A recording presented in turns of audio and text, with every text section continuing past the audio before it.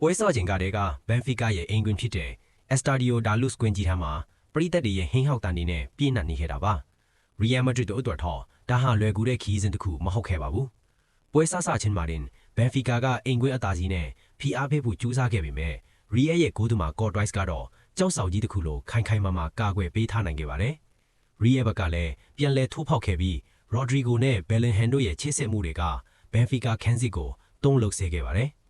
ပွဲချိန်49မိနစ်မှာတော့တကယ်အလှည့်ပြောင်းကြီးဖြစ်လာခဲ့ပါတယ်။ကွင်းလေကနေပေးပို့လိုက်တဲ့ဘောလုံးကိုဗီနီစီယက်စ်ကအပိုင်ထိန်းပြီးပြိုင်ဘက်နောက်ခံလူကိုတစ်ချက်လင်ကောက်ကဂိုးပေါက်ရဲ့ထောင်စွန်းတဲ့ကိုအမြင့်ဘောနဲ့အသာလေးလိန်သွင်းယူခဲ့တာပါ။ဒီဂိုးဟာဘန်ဖီကာပရိသတ်တွေကိုတိတ်ဆိတ်သွားစေပြီးရီရဲ့အမာကန်ပရိသတ်တွေကိုတော့ထိုင်ရာကနေထခုန်စေခဲ့ပါတယ်။ဂိုးရဒီမှာပိုင်းမှာဘန်ဖီကာတို့ခြေပဲဂိုးရဖို့အသေးအံစူးစမ်းခဲ့ကြပါတယ်။ဒါပေမဲ့ရီရဲ့ခန်းစစ်တန်းကမာကြွားလွန်းနေတယ်လို့ကွင်းလေကတာချူအာမာနီတို့ကလည်းပြိုင်ဘက်ရဲ့တိုက်စစ်တွေကိုလမ်းကလောက်မှတင်ဖြတ်တောက်နိုင်ခဲ့ပါတယ်။ဒီပွဲဟာနီးဗျူဟာချင်းအားပြိုင်မှုတင်မကစိတ်သက်ကြံခိုင်းမှုချင်းရင်ပြိုင်ခဲ့ရတဲ့ပွဲကောင်းတစ်ပွဲဖြစ်ခဲ့ပါတယ်။နောက်ဆုံးမှာတော့ဥရောပဘရင်တွေကသူတို့ရဲ့အစင်လာအတိုင်းအဝေးကွင်းမှာအဖိုးတန်နိုင်ပွဲတစ်ပွဲကိုအရယူသွားနိုင်ခဲ့ပါတယ်။